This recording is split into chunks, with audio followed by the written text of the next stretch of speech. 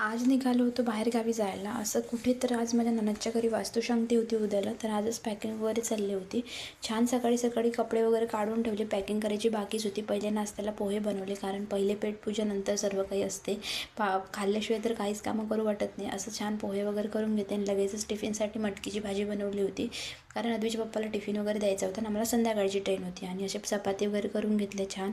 आणि इकडे पटापट उन्हात एवढं ऊन तापत होतं ना, खिडकीमध्ये किचनमध्ये भरपूर अशी गरमी व्हायला लागली होती. त्यासाठी पटापट चपाती वगैरे करून घेतल्या. पण एवढी गरमी जरी झाली तरी बायकांचा स्वयंपाक हा कधीच थांबत नाही, तो करावाच लागतो. आणि अद्वीला तोपर्यंत शाळेमध्ये म्हणजे अंगणवाडीमध्ये सोडून आली होती, कारण तेवढंच थोडं वळण लागते म्हटलं, आणि सवय पण होती त्याला राहायची. आणि आम्ही बघता बघता रेल्वे स्टेशनवर पोहोचलो आणि छान एवढं ऊन होतं ना बघा. ट्रेन येऊनही पोचली होती. थोडंफार लेटच झालं होतं आम्हाला यायला, दूर असल्यामुळे.